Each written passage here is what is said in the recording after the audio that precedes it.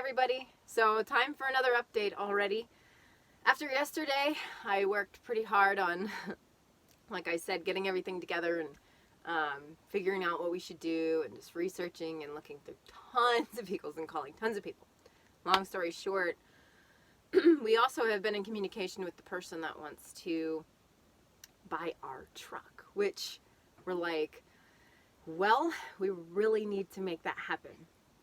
That's a big part of this whole puzzle, and the challenge though is the only real trucks that I've found that seem like they would work for us, like I said, are in different locations. I mean, there's a great one, it's in like Florida. Not gonna happen. And they're just kind of out. There's some in the Midwest, which we're not driving to the Midwest, and we don't really, we don't really want any in the main salt corridor either. So it's just something to avoid, but whatever. It's also a really far drive.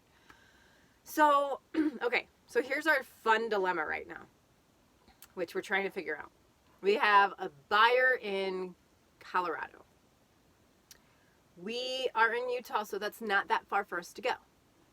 But he wants to buy now. If we sell it to him, we obviously don't have a truck, aka a home. We have the camper, but where do we put the camper? Now, we do know a few folks in Colorado. We have one person that I've reached out to, and I think we could drop the camper there, so that would help a little bit.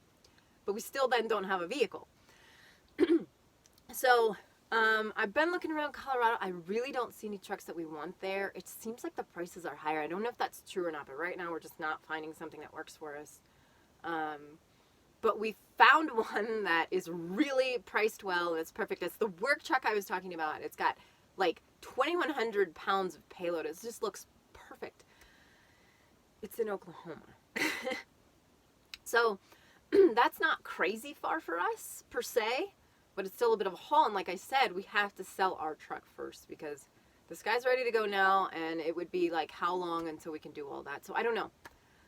So we have to make a decision like now, which means we say, I don't know. The only thing I can think of is maybe we get like a really cheap rental car with like, it could be really efficient on gas, which actually might save us because it's going to be more efficient than the truck and hauling the camper and all that anyway. So, So I'm thinking we could drop the camper off and then we can somehow get a rental car after, we have to sell the vehicle, and then we'll get around and maybe then drive to Oklahoma and get it. And then, I don't know. That's where we're at now, guys. But like I said, it's a little challenging. I mean, most of the things about nomad life are perfect and better than traditional life. But this one thing is a little more challenging.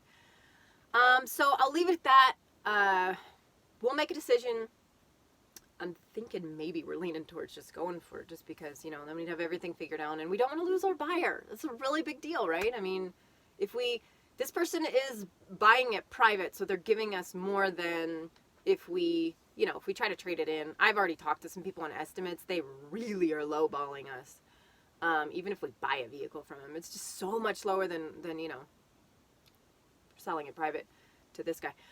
So, and yeah, we've talked to him, and it's what he wants, and so yeah, okay.